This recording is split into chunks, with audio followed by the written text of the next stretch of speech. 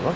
Et puis on m'a dit que Cap Yamba m'a dit qu'il a, on vous a convoqué. Dans quel esprit vous allez à la police Tu sais, on est des Congolais. Hein. La police nous a appelés pour nous entendre. On va aller parler. On n'a pas peur d'être arrêté, tout ça.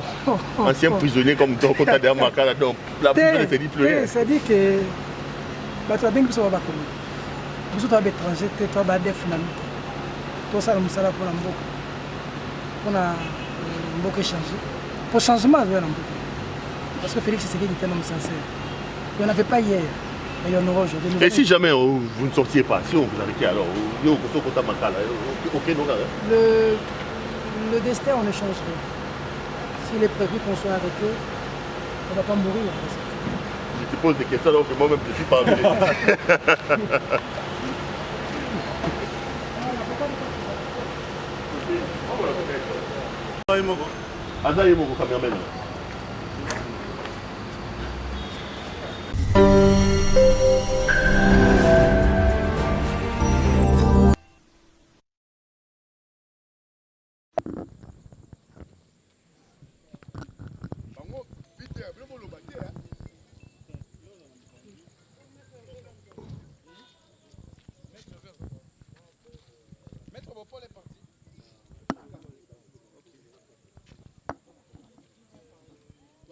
C'est l'avocat, maître Hervé Diaké, c'est qui parle.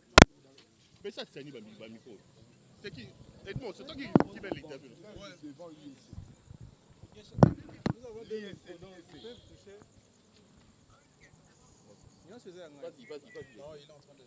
Ah, il est encore. Oui, j'étais en train de répondre à un tweet qui doutait encore que vous êtes dehors. Pardon, je dois ajuster les chewing-gums. D'autres avocats ne sont plus là?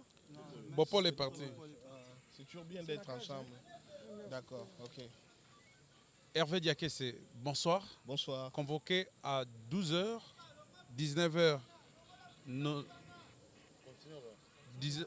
19h10, oui. Les journalistes Pero Loara et Peter Tiani ont été relâchés. Quelles sont vos impressions? Écoutez, lorsque les journalistes sont convoqués dans le cadre d'un état de droit, c'est toujours inquiétant, surtout si c'est dans l'exercice de leurs fonctions.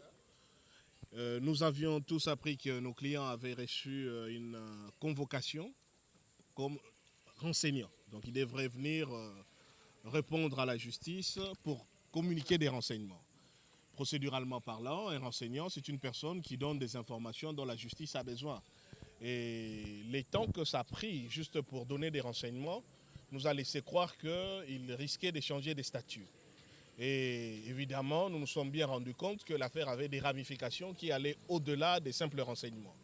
Et ces ramifications devenaient extrêmement inquiétantes par rapport au nouvel ordre politique et démocratique qui est dans notre pays. Et donc, l'idée était de nous assurer que leurs droits allaient être respectés. Leurs droits ont été respectés. Ils ont été entendus, ils ont répondu aux questions de la justice parce que tout le monde a le devoir de collaborer avec la justice. Ils ont répondu aux questions et là, on vient de leur demander de rentrer chez eux. À tout moment où la justice congolaise aura besoin de nos clients, ils seront présents.